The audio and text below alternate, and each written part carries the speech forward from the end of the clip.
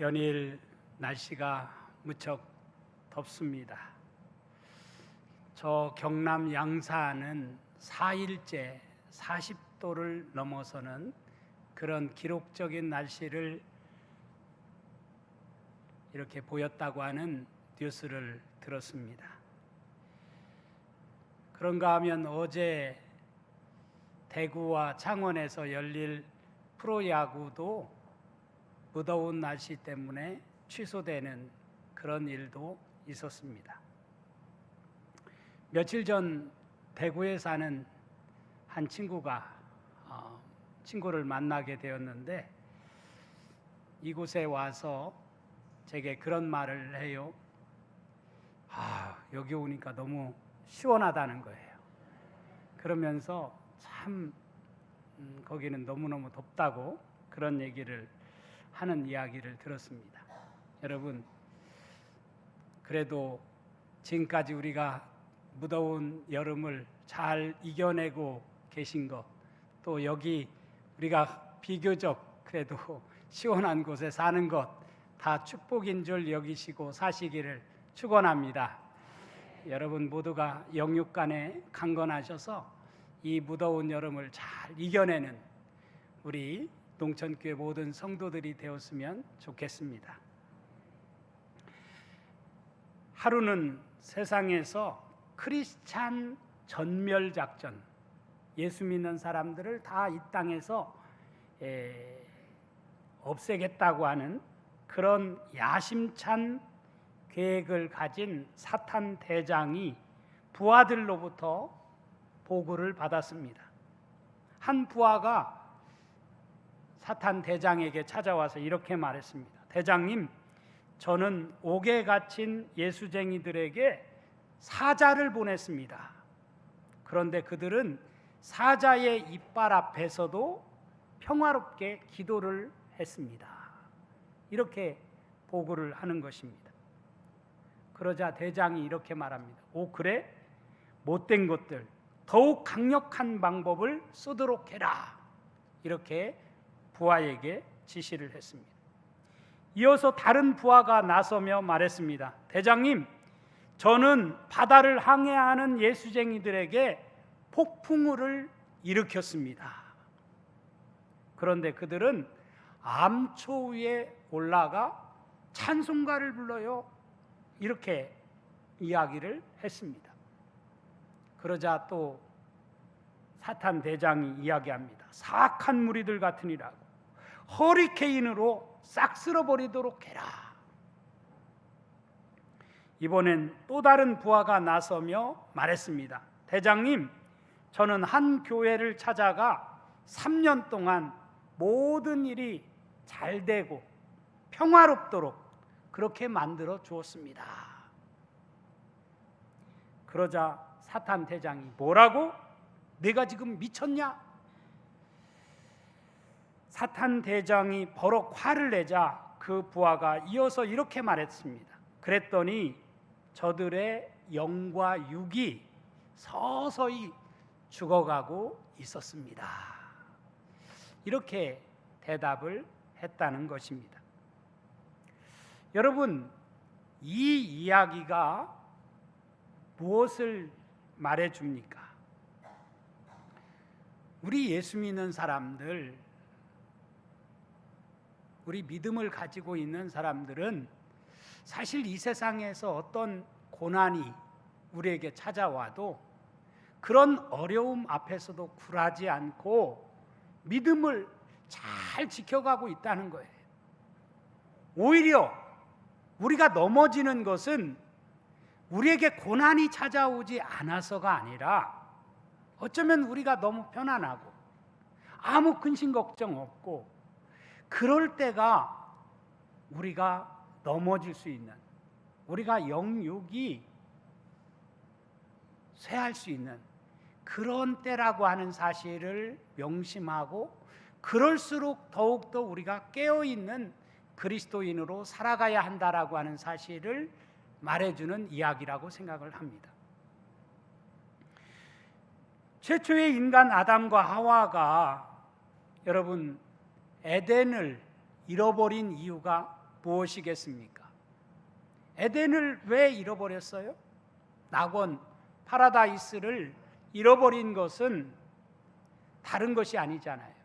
마귀의 유혹에 그만 걸려 넘어졌기 때문에 결국 행복을, 기쁨을 잃어버리고 에덴을 잃어버리고 만 것입니다. 느헤미야 시대의 예루살렘 성벽 재건은 하나님이 바라시는 바이고 그야말로 하나님이 원하시는 뜻이었어요. 그러기에 사탄은 이 예루살렘 성벽이 재건되어지는 그것을 어떻게든지 하지 못하도록 끝까지 방해 공작을 펼쳤다라고 하는 사실이 오늘 우리가 읽은 말씀 속에 나오는 내용입니다. 이제 예루살렘 성벽 공사는 착착 진행되어서 문짝만 달면 되는 그런 상황에 놓여 있었다라고 하는 것을 오늘 6장 1절은 우리에게 말해주고 있습니다. 야, 이제 문짝만 달면 모든 공사가 다 끝난다. 그런데 그 시점에서, 그 순간 사탄이 어떻게 합니까? 그 당시 최고 지도자였던 느헤미야를 공격해 왔다라고 하는 사실을 오늘 본문은 우리에게 말해주고 있어요. 사탄은 영적 지도자인 느헤미야만 제거하면 된다고 생각을 했어요. 그래서 온갖 수단 방법을 다 동원하여 느헤미야를 죽이려고 했던 것입니다. 먼저 산발랏과 게셈은 느헤미야에게 사람을 보내어 오노 평지에 있는 한 마을에서 만나자고 제안을 합니다. 이 오노 평지는 느헤미야가 있는 예루살렘과 또 산발랏 게셈이 있는 그 지역과 중간 지역이라고 할 수 있어요. 중간 지점에서 우리 만나자. 얼마나 합리적이고 얼마나 좋은 제안입니까? 저들은 오노 평지로 느헤미야를 유인해 가지고 거기에서 암살하려고 하는 계획을 세우고 그 자리로 이제 끌어들이기 위해서 지금 그런 제안을 하게 된 것이죠. 그런데 느헤미야는 그 제안을 단호하게 거부합니다. 3절 말씀에 보니까 이렇게 말하고 있어요. 내가 곧 그들에게 사자들을 보내어 이르기를 내가 이제 큰 역사를 하니 내려가지 못하겠노라. 어찌하여 역사를 중지하게 하고 너희에게로 내려가겠느냐 하매. 사실 문짝만 달면 이제 모든 공사가 끝나는데 다 했는데 이쯤 돼서 저들이 오노 평지에서 만나자고 하는데 그 약속을 거절할 이유가 어디 있겠어요? 그런데 느헤미야는 결코 그렇게 생각하지 않았다는 거죠. 내가 지금 이 일을 아직 끝내지도 못했는데 어떻게 오노 평지에 가서 그들을 만나겠느냐?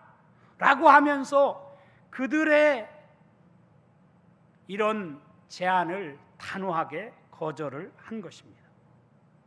어쩌면 저들이 느헤미야에게 한 이 제안은 매우 합리적인 제안처럼 보여져요. 그러나 이 제안을 받아들이는 순간 느헤미야가 지금 하고 있는 일은 중단될 수밖에 없다라고 하는 사실을 우리는 알 수가 있습니다. 그래서 느헤미야는 산발랏과 게셈의 제안에 분명하게 대답합니다. 나는 하나님의 위대한 일을 하느라 당신들의 제안을 받아들일 수가 없습니다. 결국 그랬기 때문에 느헤미야는 성벽 재건을 52일 만에 끝낼 수 있었다라고 하는 사실을 우리가 알 수가 있습니다. 저는 오늘 이런 느헤미야의 모습을 보면서 우리에게 세 가지 교훈을 주고 있다라고 하는 사실을 발견을 했습니다. 첫째, 느헤미야는 분주함을 내려놓고 목표를 분명히 바라보았기 때문에 바로 52일 만에 예루살렘 성벽을 재건할 수 있었다는 사실이에요. 우리는 때로 일상의 분주함, 급한 불을 끄기 위해서 정신없이 살다가 목표를 잃어버리는 그런 경우가 우리의 삶 가운데는 참 많이 있다는 뜻입니다. 이것도 해야 되고 저것도 해야 되고 이 사람의 요구도 들어야 되고 저 사람의 요구도 들어야 하고, 그러는 가운데에서 우리가 원하는, 우리가 바라는 목표를 잃어버리는 그런 경우가 우리의 인생 가운데 있다는 말씀입니다. 누가복음 10장에 보면 주님께서 마르다의 집에 들어가셨을 때 마르다와 마리아 두 자매가 취한 태도를 말씀해 주고 있습니다. 마르다는 준비하는 일이 많아 마음이 분주한지라 예수께 나아가 이르되 주여 내 동생이 나 혼자 일하게 두는 것을 생각하지 아니하시나이까 그를 명하사 나를 도와주라 하소서. 주께서 대답하여 이르시되 마르다야 마르다야 내가 많은 일로 염려하고 근심하나 몇 가지만 하든지 혹은 한 가지만이라도 족하니라. 마리아는 이 좋은 편을 택하였으니 빼앗기지 아니하리라 하시니라. 그렇게 말씀을 했어요. 예수님 얼마나 귀한 손님이 자기 집에 오신 거예요. 마르다와 마리아가 사는 집에 찾아오신 것입니다. 그러니까 언니인 마르다의 입장에서는 귀한 손님 주님을 잘 어떻게든지 대접하기 위해서 이것도 준비하고 저것도 준비하느라고 마음이 분주한 거예요. 혼자 하기 너무 힘들다 보니까 주님께 요청을 했어요. 내 동생 마리아로 하여금 나 좀 도와달라고 좀 해주세요. 마리아는 지금 예수님의 발치에 앉아서 주님의 말씀만 듣느라고 여념이 없었어요. 그때 주님께서 마르다에게 이야기하는 것입니다. 마르다야 마르다야 내가 많은 일로 염려하고 근심하나 몇 가지만 하든지 혹은 한 가지만이라도 족하니라. 마리아는 이 좋은 편을 택하였으니 빼앗기지 아니하리라. 저는 가끔 주일날 예배를 드리면서 이 예배 시간에도 우리 교우들이 그 짧은 1시간 예배를 드리면서 이 예배에 집중해야 함에도 불구하고 우리의 마음이 다른 데에 가 있는 그런 경우가 우리에게 종종 있다는 생각이 들어요. 그래가지고 예배 드리다 말고 뭐 바깥에도 나갔다 정신없이 그런 경우가 생겨요. 예배에 집중하지 않는, 또 우리가 신방을 갔을 때, 어느 가정에 갔을 때 목사님이 내 집에 왔으니까 잘 대접을 해야죠. 그러느라고 정신이 없는, 그러면서 예배에 집중하지 못하는 경우를 보게 됩니다. 저는 물론 대접을 받는 것도 중요하고 대접하는 것도 중요하겠지만 더 중요한 것은 예배에 집중하고 하나님의 말씀에 집중하는 것, 그래서 은혜를 받는 것, 그것이 더 중요하지 않나 하는 그런 생각이 들어요. 주님께서 제자들에게 이렇게 말씀하셨어요. 산상설교에서 그런즉 너희는 먼저 그의 나라와 그의 의를 구하라. 그리하면 이 모든 것을 너희에게 더하시리라. 진짜 중요한 것이 무엇이냐? 먹을 것, 입을 것, 우리가 사는 집, 그것도 중요하지만 우리가 먼저 구해야 할 것은 그의 나라와 그의 의를 구하는 것이다. 삶의 우선순위를 거기에 두고 살라고 하는 그런 가르침입니다. 그런데 우리는 그것을 놓치는 경우가 종종 있습니다. 두 번째로 오늘 우리에게 주시는 이 말씀을 통해서 깨닫는 진리는 느헤미야는 소명을 분명히 하고 그 소명을 놓치지 않았다라고 하는 사실을 이 말씀은 우리에게 말해주고 있어요.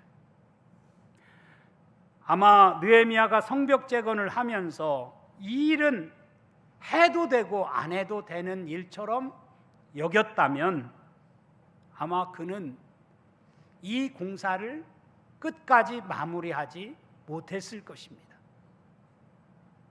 또 저들이 달콤한 육 오노 평지에서 만나자고 하는데 이제 문짝만 달면 끝나는데 뭐 오노 평지에 갔다 와서 하면 되지 뭐 이렇게 생각했더라고 한다면 충분히 아마 오노 평지에 갔을 것이고 그랬으면 느헤미야는 결국 52일 만에 이 예루살렘 성벽 재건 공사를 끝내지 못하고 말았을 것입니다. 이처럼 부르심에 대한 소명은, 부르심에 대한 확신은 우리의 관심과 마음을 세상에 빼앗기지 않도록 만든다라고 하는 사실을 이 느헤미야의 삶을 통해서 우리에게 가르쳐 주고 있습니다. 느헤미야 2장 8절과 12절을 보면 느헤미야의 소명이 나와요. 내가 들어갈 집을 위하여 들보로 쓸 제목을 내게 주게 하옵소서 하매 내 하나님의 선한 손이 나를 도우심으로 왕이 허락했다. 이런 말씀이 나오고요.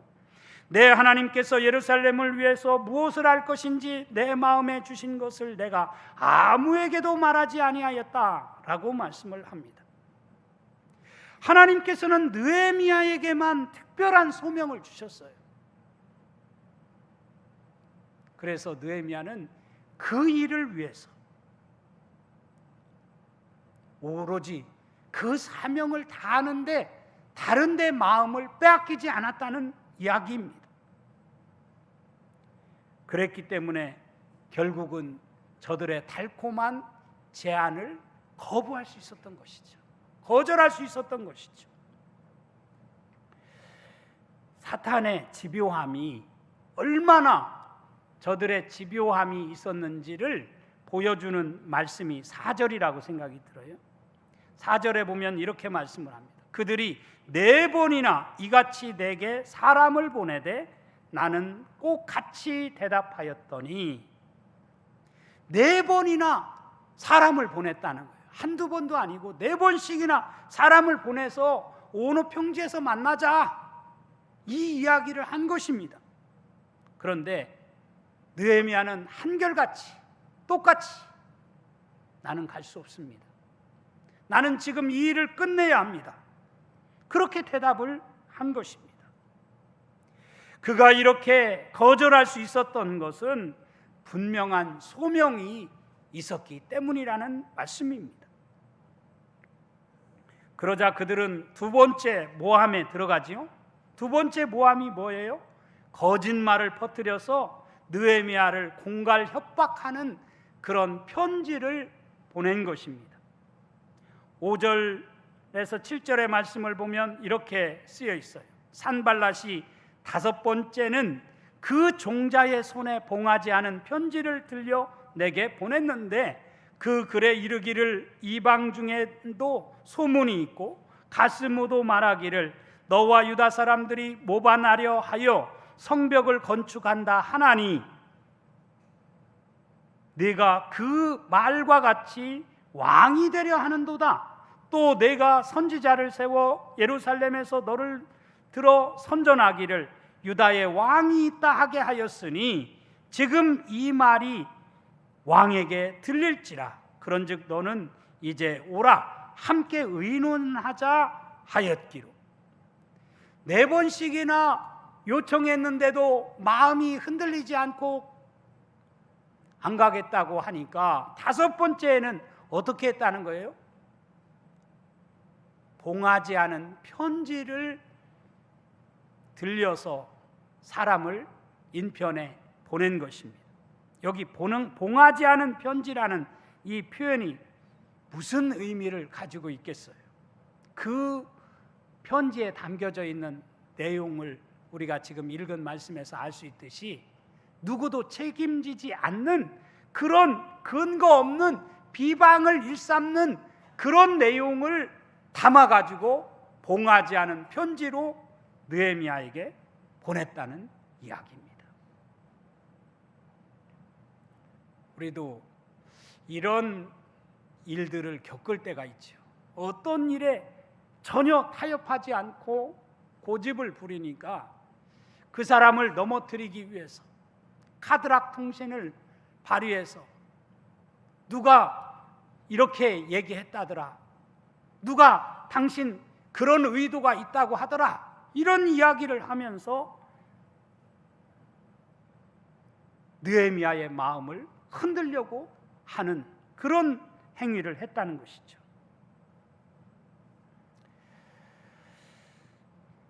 만약 이런 정말 저들의 간교한 계략에 느헤미야가 넘어갔다고 한다면 결국은 그가 꿈꾸는 예루살렘 성벽 재건은 이루지 못하고 말았을 것입니다.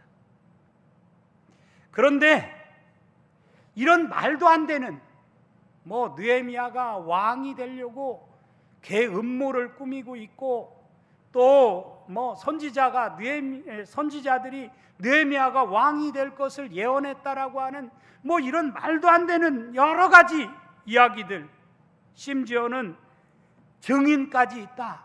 가스무라는 사람이 바로 증인이다. 그런데 가스무라는 사람은 그 당시에 없는 사람입니다. 가스무는 게셈의 이름을 변조한 이름이에요. 이처럼 그럴듯한 내용으로 편지를 써가지고 느헤미야를 어떻게든지 유인하는 작전을 펼쳤다는 이야기죠. 여러분, 마귀는요, 이처럼 집요하게 다양한 방법을 통해서 우리를 넘어뜨리려고 이 사람에게는 이런 방법, 저 사람에게는 저런 방법, 다양한 방법으로 우리를 접근해 온다라고 하는 사실을 오늘 이 말씀은 우리에게 말해주고 있는 것입니다. 그런데 오늘 결론의 말씀이 뭐예요? 느헤미야는 이런 마귀의 사탄의 공격을, 이 집요한 공격을 무엇을 통해서 물리쳤는가? 오늘 말씀을 자세히 천천히 읽어보면 한마디로 말하면 기도를 통해서 느헤미야는 이 마귀의 사탄의 공격을 물리쳤다라고 하는 사실을 알 수가 있어요. 9절 하반절에 보면 이런 말씀이 나오죠. 이제 내 손을 힘있게 하옵소서 하였노라. 이제 내 손을 힘있게 하옵소서. 이 말씀이 무슨 말이겠어요? 적들이 느헤미야를 넘어뜨리려고 다양한 공격을 하면 느헤미야가 어떻겠어요? 말도 안 되는 루머를 퍼뜨리면서 이렇게 공격해 오면 느헤미야가 마음이 움츠러들어서 두렵게 되어서 하던 일을 중단하고 저들의 말에 쉽게 타협할 수 있는 것이 충분히 예상이 되어져요. 그렇기 때문에 느헤미야는 하나님께 이제 저들의 이런 공격 속에서도 내 손을 힘있게 해 주옵소서, 하나님께 그렇게 기도를 했다는 것 아니겠어요? 또 14절에 보면 내 하나님이여 도비야와 산발랏과 여선지 노아디아와 그 남은 선지자들 곧 나를 두렵게 하고자 한 자들의 소행을 기억하옵소서 하였노라. 저들이 하고 있는, 저들이 그야말로 온 힘을 다해가지고 나를 공격하는, 나를 두렵게 하고 있는 저들의 소행을 하나님 기억해 주십시오. 하나님만이 이 어려움을 해결해 주실 분은 하나님밖에 없습니다. 이렇게 기도했다는 것 아니겠습니까? 그래서 느헤미야는 그 저들의 집요하고 여러 가지의 사탄의 공격을 막아낼 수 있었다라고 하는 사실을 오늘 성경은 우리에게 말해주고 있습니다. 마지막으로 사탄이 느헤미야에게 공격해 온 방법이 무엇이었어요? 마지막으로 공격한 방법은 당시 선지자였던 스마야를 돈을 줘가지고 매수해가지고 느헤미야로 하여금 성소에 들어가 숨어 들어가도록 그렇게 유혹한 내용이 나와 있습니다. 10절에 보면 이렇게 말씀을 하고 있어요. 지금 사태가 위험하니 숨으시오. 당신의 원수들이 당신을 죽이러 올 것이라고 하나님께서 내게 말씀해 주셨소. 그러니 나와 함께 하나님의 전으로 가서 성소 뒤에 숨은 후에 문을 걸어 잠급시다. 그렇지 않으면 그들이 반드시 밤에 와서 당신을 죽일 것이요. 이렇게 이야기를 하는 것입니다. 스마야는 마치 하나님께서 느헤미야의 안전을 고려하셔서 그에게 이런 정보를 주셨다라고 속여서 이야기한 것입니다. 그런데 여러분, 만약 그런 사탕발림에 또 느헤미야가 넘어갔더라면 어떻게 되었겠습니까? 사실 성소에 들어가는 것은 제사장만이 들어갈 수 있는 곳 아닙니까? 율법을 어기고 죽게 되는 결과를 가져올 수 있을 거예요. 이것을 느헤미야는 알고 단호하게 거부한 것을 볼 수가 있어요. 11절 말씀에 뭐라고 기록하고 있습니까? 우리 11절 말씀 같이 읽도록 하겠습니다. 시작. 내가 이르기를 나 같은 자가 어찌 도망하며 나 같은 몸이면 누가 외소에 들어가서 생명을 보존하겠느냐? 나는 들어가지 않겠노라 하고.